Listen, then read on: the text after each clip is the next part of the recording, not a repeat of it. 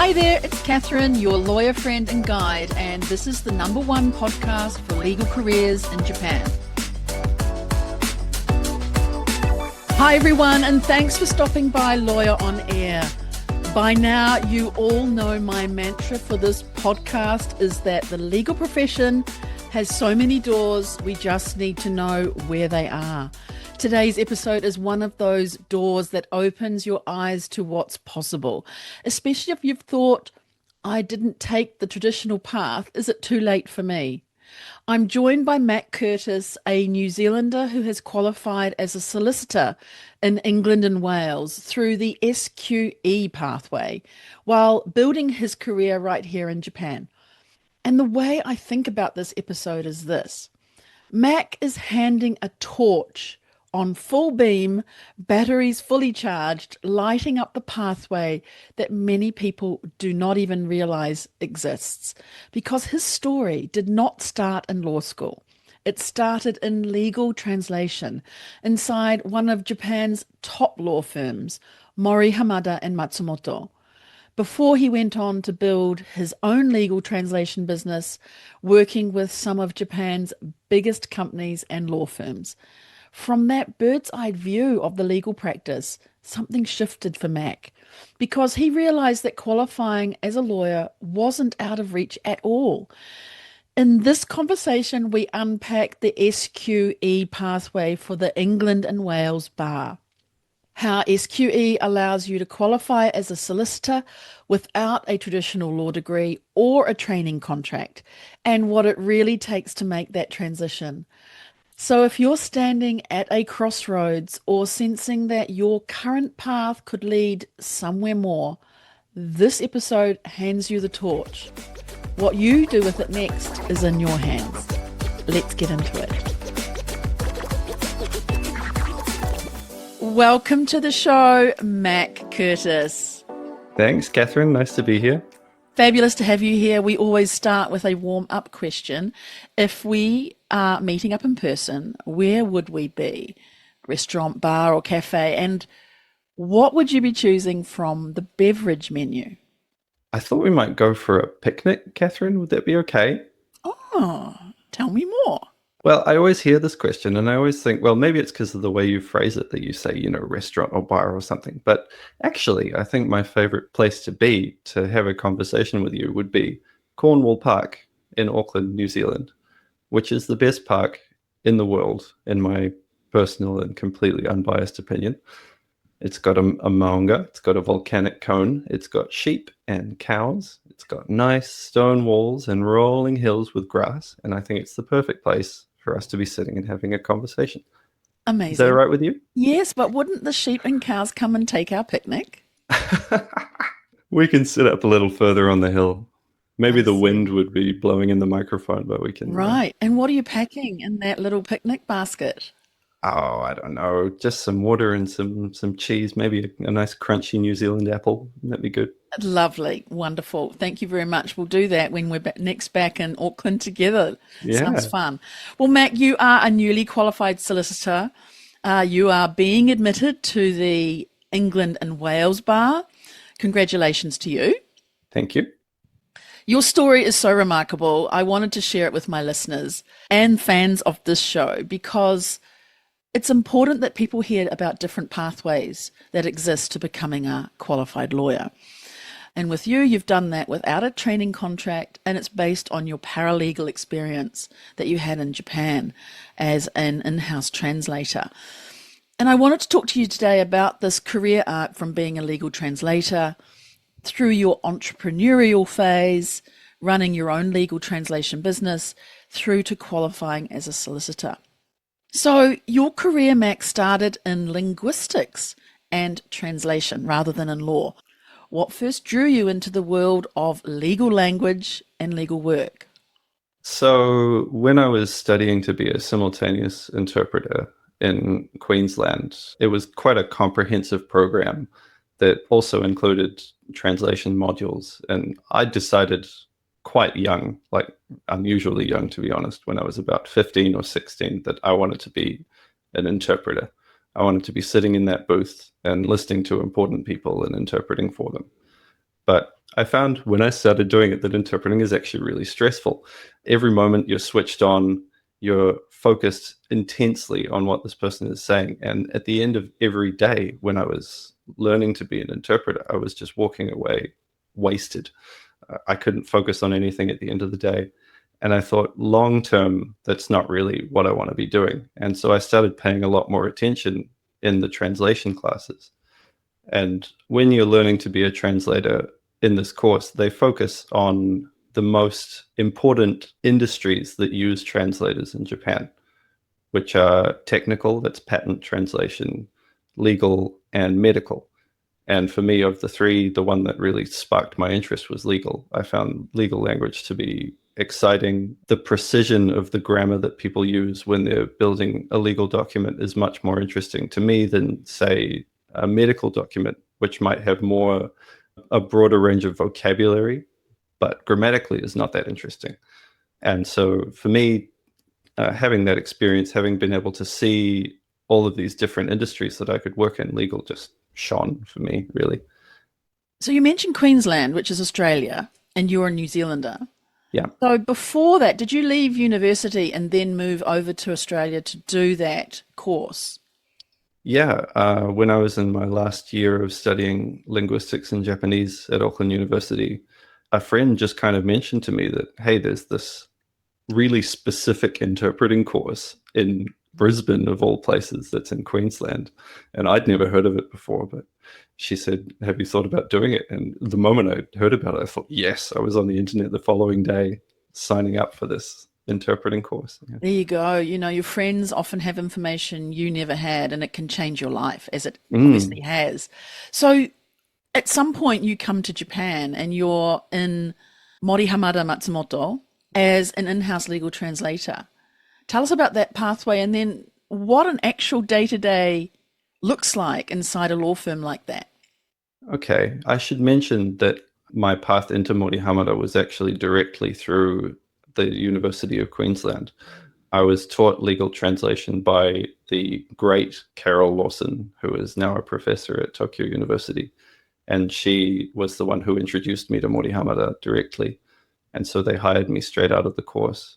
Well, shout out to Carol. Yes, I work with Yeah. her on the laws translation committee, I think it's called, from translating Japanese laws into English. She's an amazing person. Thank you for that shout out.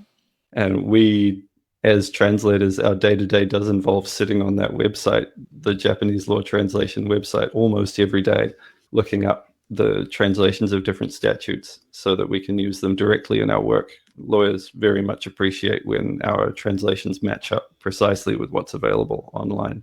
No pressure, Catherine. No pressure. Okay. The day-to-day in Mori Hamada was, to use a single word, pretty quiet. Translators work mostly independently. Every so often we'll have to do a team translation, but even then, mostly we're emailing the people who are sitting right next to each other. However, the content of the work is pretty fascinating. You get a window into everything that all of the lawyers in this huge firm are doing. So on one day you might be doing labor, the following day you're going to be doing a litigation, patent litigation or something. And the day after that you could be doing an NDA. The day after that you could be doing mergers and acquisitions. You get this kind of bird's eye view of everything that's happening.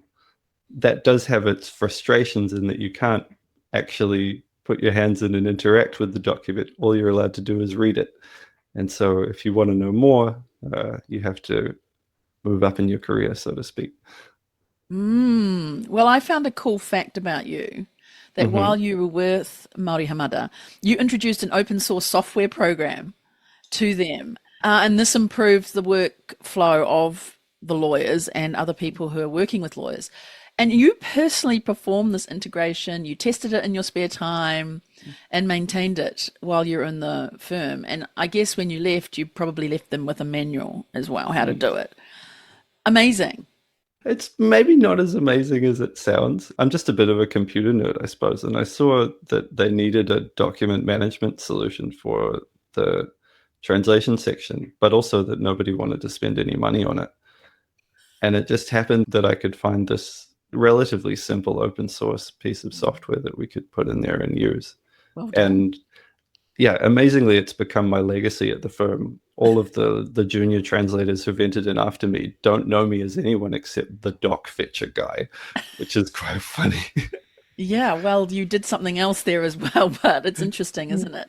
Well, I think there's a lot to be said from what you've talked about there with the window and the bird's eye view about seeing the law from a translator's chair. And certainly as a linguist myself, I process things with an additional lens inside my head when I'm flipping between two languages. And I think translators sit in a fascinating position, very close to the legal work, but slightly outside the formal role of a lawyer, or maybe more than slightly, as you've indicated. What vantage point did you get to be taught to you about how lawyers actually think and work? I think coming from outside the law as a layperson, I had this picture of lawyers as being sort of up on the clouds, these really academic people doing this heavy academic work. I pictured all these dusty books full of statutes that they'd be flipping through and coming up with these esoteric references to cases from 1898 or something.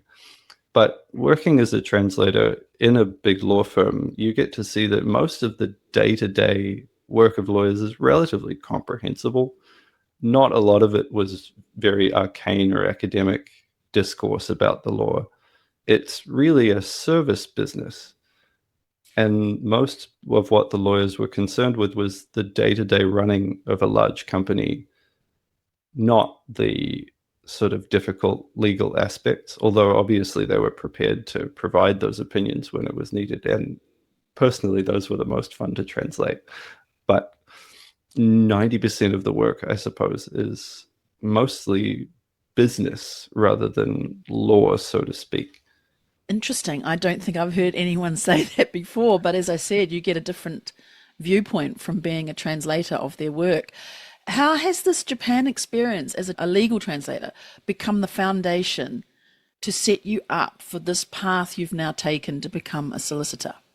Well, one point would be first that, as I just mentioned, I saw that it was possible, I suppose, that looking at what lawyers actually do, I thought it would be kind of presumptuous of me to say I can do that. But it did seem like something that if I did a little bit of study, it was something that I could reach. Maybe they weren't up on the clouds. They were just one step above where I was at that time. And I thought if I do a little bit more work here, then that's a position that I could enter into. And I think that was really valuable.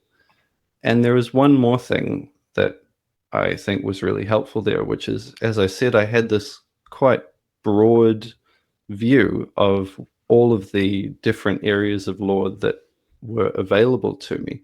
And I know, Catherine, you've mentioned before that you were really happy to start your career in a smaller firm where you were able to be a generalist. And I think in some ways my experience as a translator is also a kind of a generalist position. I've been able to, if not work with the various practice areas in this huge firm. And so having that experience means that now, as an associate going into another firm, if something comes up that's about labor, I can say, oh yeah, I know something about labor. Or if something comes up about a patent, I can say, I know something about patents.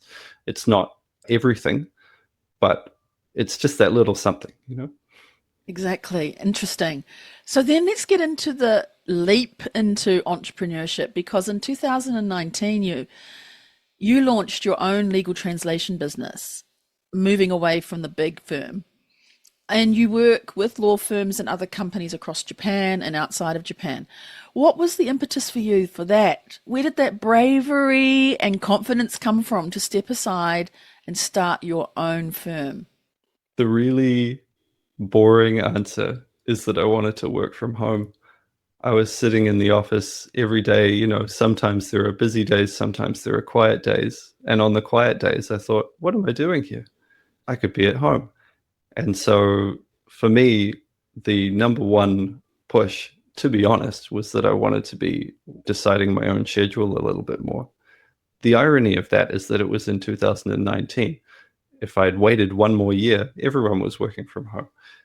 But in the end, it was, of course, really valuable for me actually to, even for that kind of silly reason, to be pushed out into the world and to start my own firm, that experience, I think, has been much more important for me going forward in my career than it would have been if I just stayed where I was for another 5 years.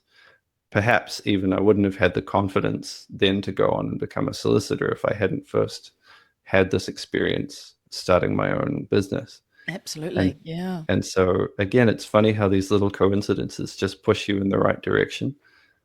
Yeah, I think it's serendipity and it's meant to be, isn't it? And I remember when you said you were doing your own business, of course, having taken that path myself, I totally was clapping for you there. How's it been since then? It's now what, 7, 8 years? Yeah, 7 years, I think. It's been very successful, surprisingly successful, actually. I wouldn't have considered myself to be a natural businessman or anything. I'm not really a hugely outgoing person. Networking was a bit of a dirty word for me before I started Building this business. relationships. We call it Yeah, building building relationships. Yes. relationships, I Yes. suppose. Exactly. Having actually done it, I've found it to be a lot of fun. And the process of starting my own business was also really exciting. In Japan, of course, you can do it all yourself. If you've got enough time, you can go down to the legal affairs bureau and you can hand in the document yourself and put the little stamp on it. And so I did all of that in my spare time while I was still working at Mori Hamada. And just all of those little experiences were, it's kind of a jolly experience Yeah, the setting up the process is business. also important, isn't it? And Yeah. making it fun is important too. And I believe the firm continued to ask you to help them with their work, even though you were now independent. Oh, yes, they certainly did. So they've been my major client for the last 7 years, which is great. It means that we've been able to maintain this really good relationship, and I've still managed to keep up with my colleagues. I think it reflects a reality of how the large firms in Japan work with translation, which is that it might surprise a lot of listeners to know actually how big the translation section at Mori Hamada was. There were 30 of us in that section. And I don't even believe that that's the largest translation department in a big Japanese law firm. And so these big firms sit in this position in the market where the clients need someone who they can trust to be discreet and also to produce really accurate translations. And a lot of translation companies can provide one or the other, but they can't provide both. And so the big law firms end up in this position in the translation market that nobody else can occupy.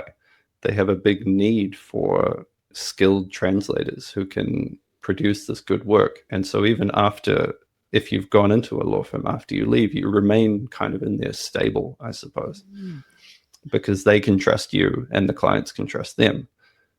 And I think you can only get access to those clients if you've worked with the firm and if you've maintained a good relationship with them. That's brilliant.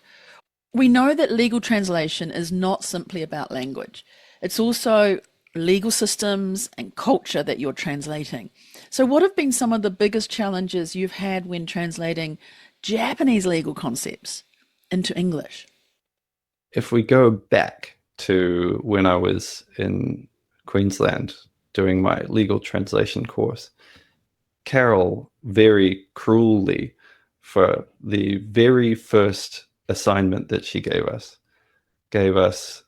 a koseki tohon, which is an entry in the family register in Japan. And all she said was, translate this into English. Great. And so we went away diligently and we translated this family register as it was written and we handed it in. And Carol said, there were a few corrections, but she said, basically, you got all the words right, but you didn't ask me what it was for. She said, it's for submission to an immigration office in Australia for a Japanese woman who wants an Australian visa. All the words are right here, and if you submit this, it's getting rejected because the immigration officer has no idea what he's looking at. And so the moral of that story for her was, and for me and my other classmates in that class, was that even if you translate the document, if the other person doesn't know what the document's about, then it was all for naught. And in practice, when you're translating a family register, a lot of embassies have a template for you to fill it in so that it looks more like something that an immigration officer, for example, might actually see in their day-to-day life. On the other hand, in my actual work, because of the position that I'm in, where I work for these big Japanese firms, most of my clients are highly sophisticated. A lot of them are also bilingual. And of course, 90% of them are lawyers, Japanese lawyers. And so it's their job really to do that interpretation part of the job. And so for me in my work, disappointingly maybe, I haven't been called upon to do a lot of that cultural or legal interpretation. However, legal translators who work overseas, for example, if you're based in the US or based in Australia, and you're doing that kind of work with more direct clients who have no experience with Japan, for example, a local court, for example, or a local immigration service, those legal translators are called upon to do a lot more of that interpretation. And so I think your role as a translator really depends a lot on the purpose of the translation and who you're working for and who your reader is going to be. Excellent. Thank you for that. So let's move along the arc a little bit further to when that moment came up where you actually moved from a possibility of being a lawyer to actually deciding to be one. At some point, that idea shifted from translating law to actually wanting to practice law. Tell us a bit more about that triggering to get to that point, to that decision to be a lawyer.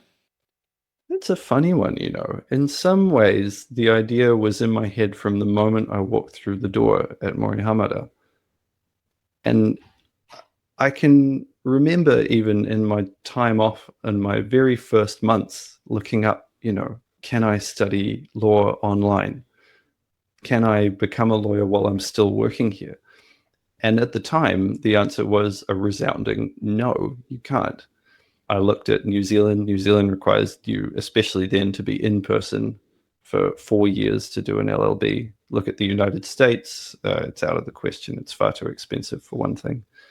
And I also looked at the UK at the time, but they required you to, even if you did an online LLB, you still had to go to the UK to do your legal practice course.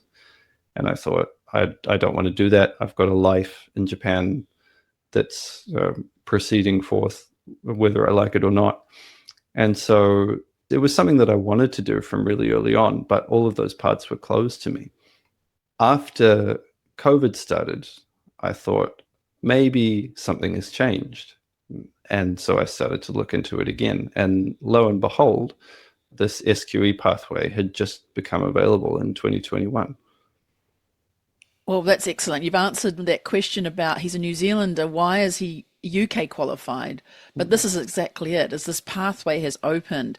And I don't think many of us really know about that. So tell us about this pathway.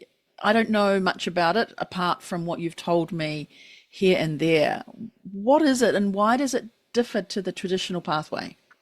The SQE is intended to replace several different pathways to becoming a lawyer that already existed in the UK, or in England and Wales specifically.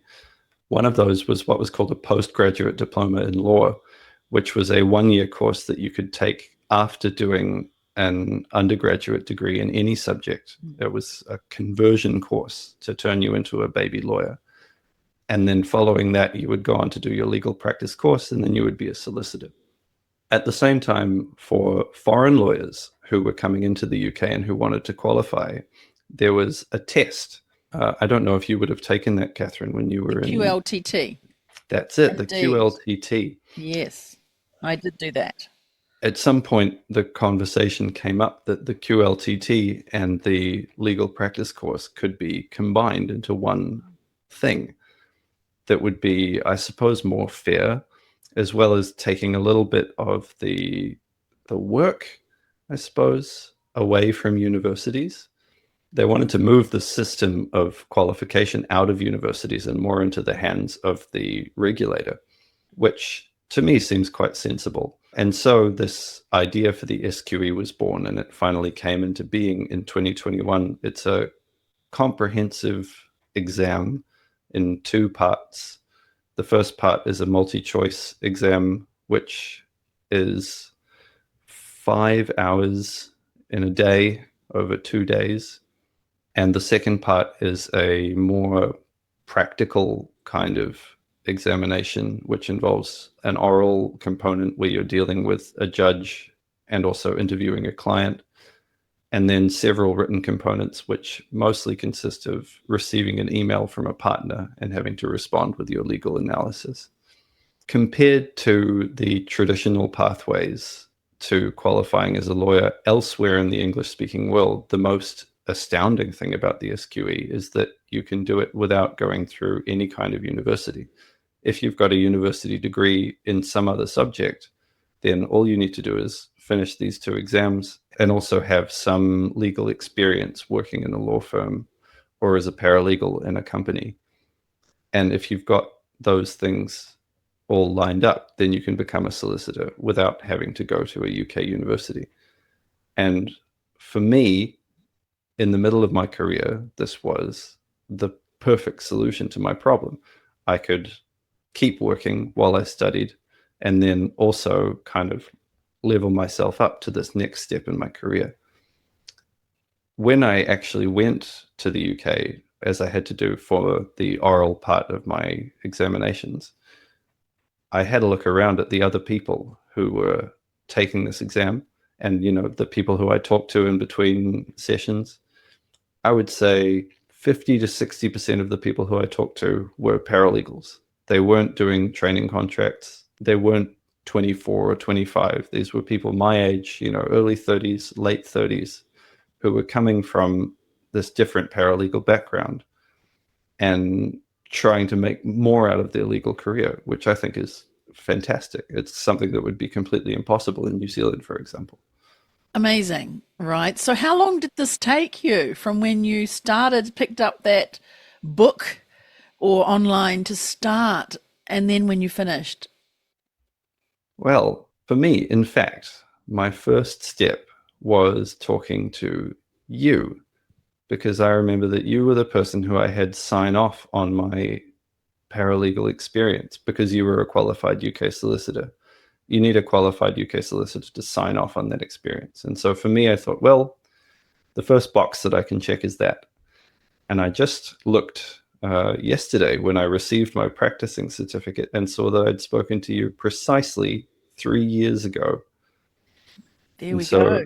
I suppose that's how long it took. It could have been, I could have done it faster. I took a reasonably slow pace because I was working at the same time and I was in no hurry really to qualify. It's Some interesting. people, That it's 3 years, isn't it? yeah, Immediately. And also because we had worked together and I knew about the content of your work, as well as being a UK solicitor, it was within my realm to be able to, provide that at the very start. Yeah.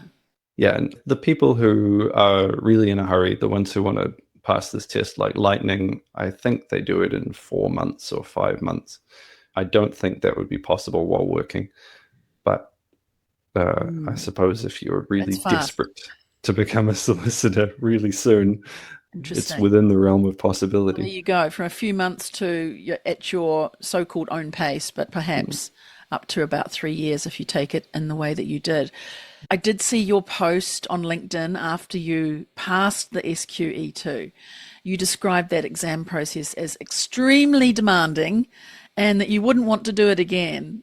So what was the toughest part? I mean, you said the oral part in front of the judge and writing these things back and forth, I got a bit of a chill, but it's actually what you do on a day-to-day business or basis, shall we say, in a role as an associate, for example. So maybe it's not that hard, but what was the toughest part for you in preparing?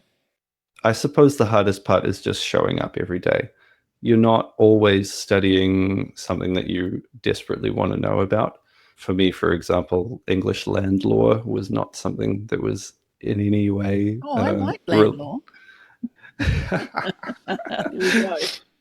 Yeah, just not particularly relevant to my area of practice as an aspiring corporate lawyer in Japan. Right. But you have to you have to put an equal amount of effort into all of these different subject areas. And so there are times when, you're halfway through your land law book and you're thinking, what am I doing here? And do I really have to do another chapter tomorrow?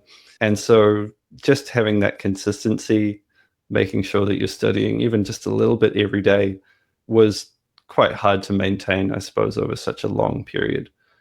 But ultimately, the preparation, if you're able to take it at your own pace, is something that you can find a way to fit it into your life, I think. For me, the exams themselves were grueling.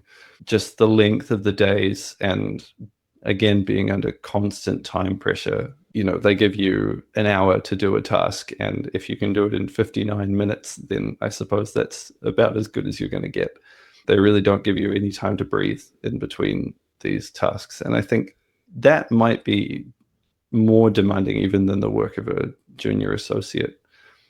And so these long days of being fully switched on under massive pressure, and then it ends and you go home and all you're allowed to do is revise for the next day. So that part, yes, I'm really glad that I passed just so that I don't have to do it again. I mean, it's life lessons, isn't it? Stamina, showing up, consistency. These are not just during exams. These are life. These are showing up for your family, showing up for law events, showing up at work, right? Getting on the train every day, whatever it might be. This is just part of it all. Is there anything you'd do differently? And I wonder if there's any advice you'd give to someone who's listening, who stopped and pressed on this episode because they wanted to listen to your experience, someone who might be considering this pathway to becoming a solicitor. The very practical advice that I would give to someone who's studying for the SQE, I would say that my biggest mistake was actually taking too long between the first exam and the second exam, because I thought, oh, I'm going to be so burnt out. Oh, I need more time to prepare for the next part. But in the event, I took SQE 1 in January of last year and SQE 2 in October. And I found that by the time it got around to October, I was starting to forget all the things that I knew perfectly well in January. And so in some ways, I wish that I'd pushed myself a little bit harder at that point and tried to sit the second part of the exam in July or even in April if I could have. But at the same time, I didn't have a whole lot of confidence in myself. I didn't have the confidence to say, oh yeah, I'll certainly have passed in January so I can book my exam for April, for example. By taking that conservative approach, I think I actually made life a little bit more difficult for myself, which could be immoral for other people out there who are a little bit timid like me. Otherwise, advice for people in general who are considering becoming a solicitor through this route, just give it a try. The books themselves are not that expensive, and they're a good investment in your general knowledge, even if you don't end up taking the exam. And so I would recommend that you just buy the books and start reading. And who knows, in a couple of years, you might be sitting the exam. Exactly. Well, let's shift a bit. And a lot of this sounds difficult, but also there must have been some stumbles along the way. And perhaps it's not only from taking this pathway to be a solicitor, but the whole journey that we've been talking about, the arc from a legal translator to being entrepreneurial to now being a solicitor. Because you've got your practicing certificate, you are nearly there. Are there any moments or a moment in particular that you didn't plan for, but it's ultimately made you stronger? I think the biggest stumbling block in my career actually came just after I'd started my business, when my daughter was born, and we decided that for her growing up, it would be better for us to be in New Zealand. And so I had to uproot my business. I'd established a company in Japan, and I had to move all of this over to New Zealand. And so I thought, okay, I'll just go and ask my accountant, how do I move my business to New Zealand? And they said, we're not touching that. We're Japanese accountants. We don't know anything about New Zealand. I thought, oh Love it. dear. So I emailed my accountant in New Zealand who I'd used in the past. I said, can you help me move a business over there from Japan? She said, I'm not touching that. I'm a New Zealand accountant. I don't know I don't anything know how to about do Japan. that. All Yeah. right, there's a job waiting for someone to do. Yeah. Well, for a big company, there's people who'll give you that advice. It'll cost you a lot of money, but if you're in a multinational corporation, then they'll give you advice on how to set up a business in two countries. But if you're a sole operator working on a budget, that advice just isn't available. And so I had to do it all myself. And I was reading through the tax treaty between Japan and New Zealand. And ultimately, I had to set up another company in New Zealand, which worked through my Japanese company so that my clients here could use local bank transfers to send the money because they don't want to be sending money internationally to me every time they want a translation. And I had to set up this relatively complex corporate structure all by myself because nobody wanted to help me. And so doing that, I think, also gave me a little bit more confidence to become a solicitor. I thought, I'm doing it all anyway, and I can do it. I've done it. And the tax office didn't come and audit me, so I suppose I must have done it right. Yeah, so far at least. Well done. Goodness me. Is there any advice you'd have, again, for people who think it's a bit too late? You talked about the mid-30s, early 30s there, and I think your story challenges the idea that we have to enter the legal profession and do it the standard pathway. We've shown that's not true. But what would you say to someone working in Japan today who's listening in, who secretly wonders if they too could become a lawyer? The first thing I would say is that, at least in the UK, the average age of a person who qualifies as a solicitor is 29, which is no spring chicken, to be honest, compared to another profession. And so even if you're in your early 30s or in your late 30s and you're thinking you want to go into this, actually, you're pretty much just a little bit above the average. Another thing that I would say is that, having been talking to a lot of firms over the last couple of months looking for associate roles, the one thing that no one has asked me is how old I am. They don't care. They know that I have experience in a different industry. And so mostly what they want to know is, what do I know? Not how old are you, or how many years is it left until you retire or something. It's just not that kind of world anymore, I suppose.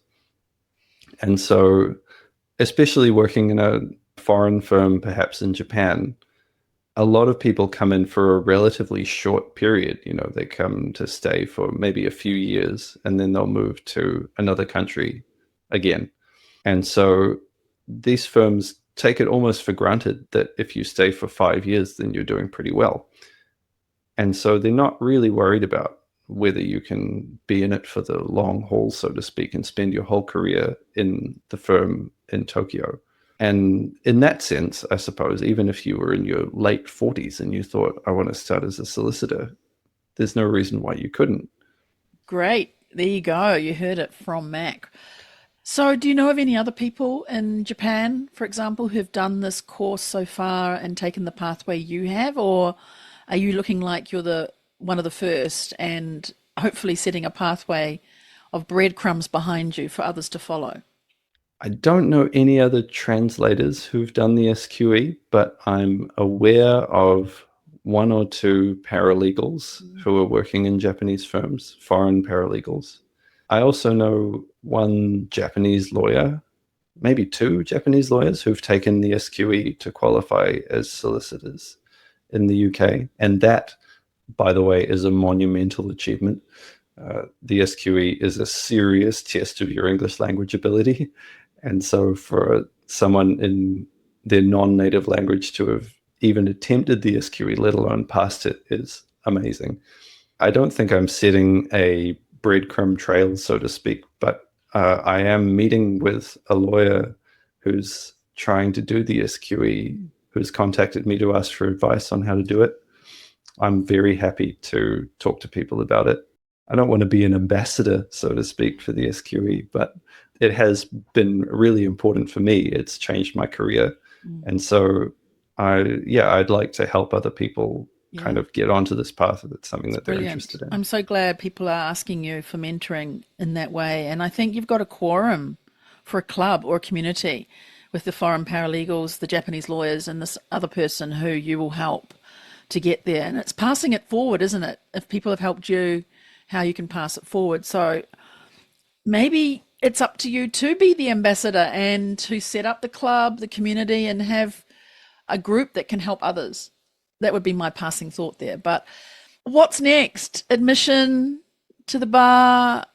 What else is happening? What else is happening? I've been talking to a lot of firms around Tokyo. Some of the listeners will have been getting emails from me probably. Some of those have led to some pretty concrete opportunities that I'm now pursuing. I would like to mention actually one thing. I said before that the only thing that no one has asked me is how old I am, but I have been rejected by a couple of firms out of hand for not having a law degree. My fastest rejection came, in fact, in 22 minutes after I'd sent my CV in. They responded, "You don't have a JD, we're not interested." And for me, I'm quite glad that we got it out of the way so quickly, because the firms that are interested in me are the firms that can look at somebody's career in its totality, and they can say, okay, maybe you haven't got a fancy law degree from Harvard or Oxford or something, but what you've got is real experience in law followed by real experience in entrepreneurship. And so these firms that are alert to the possibilities that they can see in my CV are exactly the kinds of firms that I think I'd like to work with. Amazing, right? One day the tables will turn, Mac, and you'll be living your dream life, and those who said you couldn't or are stuck back in the JD situation, perhaps they're still living in their excuses. Who knows? But well done. Let's get into the quickfire round to wrap up today. Tell me, have you got a book recommendation? Not the ones you've been reading the last 3 years. Some book that an aspiring lawyer should read, maybe legal or non-legal. This is so not a quickfire question. I've got such a long list of books that I want to recommend to people. But Well, how about this? You write them and I'll put them into the show notes later. But give me a top one that you want to talk about today. I'll have to start a blog. I suppose the one book that I would recommend to everybody is probably one that you've been recommended before, which is How to Win Friends and Influence People by Dale Carnegie. It's such a classic. But for me, when I was starting my business, I kind of picked it up and I thought, oh, I'll go on, I'll have a look. And it's gold. Every page is full of kind of really practical advice. The title makes it sound like you're sort of manipulating people, but it's just about how to be nice and how to sort of show people that they can trust you. And for me, I'm not someone to whom that kind of entrepreneurial skill comes naturally. But just reading this book, I thought, oh yeah, that makes sense. Like, just the little things that you can say to make people trust you more, not so that you can pull the rug out from under them later, but so that you can build a really solid relationship. Yeah, it's a great book, isn't it? And there's a course in Tokyo you can take to work on those and get the golden book. You talked about it being gold. There is a little golden book of principles. You being anybody, not just you, Mac. I mean that in general terms. But let's move into the second question. Language superpowers, right? You're a linguist of Japanese and English.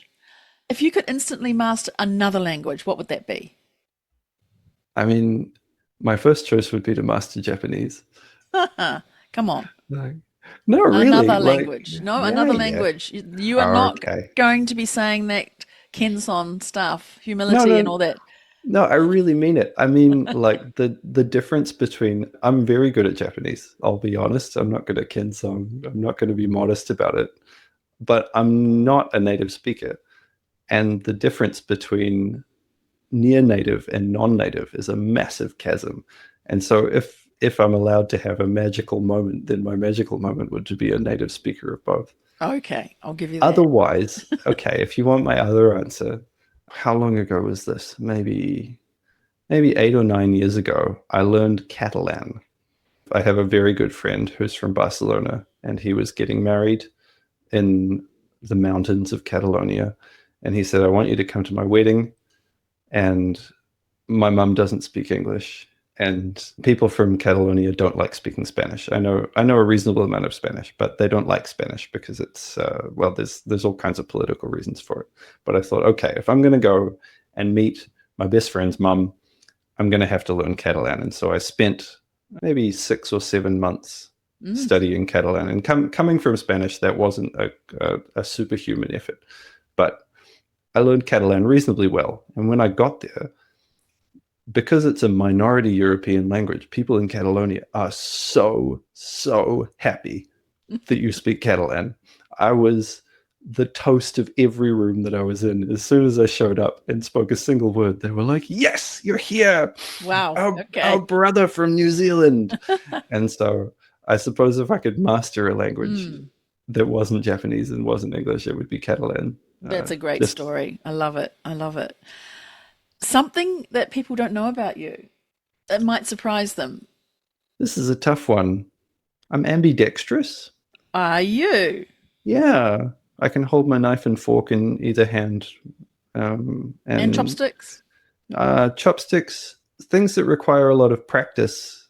You need to practice, but I could certainly practice with my left hand. I don't feel any barrier to that. Can you write with both? Yeah. Yeah. I don't write well anyway. Yeah. And so, it would be more proper to say I'm ambisinister. I'm equally uncoordinated with both hands. There we go. Another new word, everybody. Yes, for me anyway. Yeah. I'm good at things that require balance. Like I can juggle. I can swim pretty well. I can play the drums, that kind of thing. Yeah. Cool. And best place for you to do your thinking? Is it a cafe, train? Is it out picnicking? What is it? I'm a walker. I love walking. Yeah. Fantastic. I'll walk anywhere. I'll walk all day. Fantastic. Yeah. And career metaphor. If your career could be described so far as a metaphor, and this is a metaphor we've had people say in the past on this show has been an animal, or someone said water, a sport, food, what would yours be?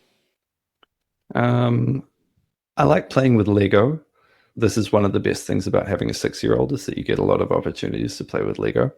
And one of the things that I like doing with Lego is, you start with a couple of pieces and you just click them together and you don't realize what you're building until you're quite a long way into building it. And you think, if I just add that on, it'll be a rocket ship. And then, if I put some wings on it, then it'll be an airplane.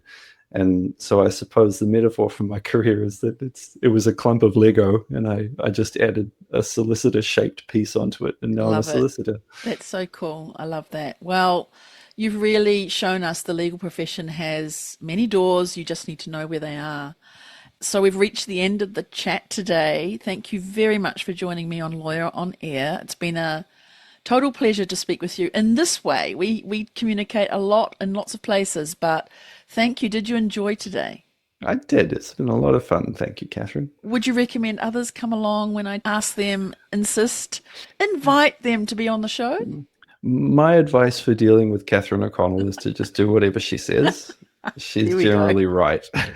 Okay. Well, before we finish up, where is the best place for people to get hold of you? Since we don't know where you're working yet, is it LinkedIn by any chance? Yep, you can reach out on LinkedIn. I also your webpage, perhaps. Yeah, I have my webpage as well. So I believe my email address is on it, but maybe it's not. Perhaps LinkedIn would be the best. Okay, great. We'll put that into the show notes. And to my listeners, if this episode has inspired you or gave you something to think about, we would love to hear from you. Please subscribe, leave us a review on Apple Podcasts, and you can even send us a voice or text review via our website.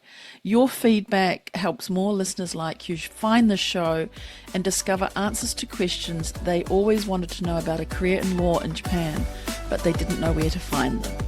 That's all for today. I'll see you back here on the next show. Cheers, kampai, and bye for now.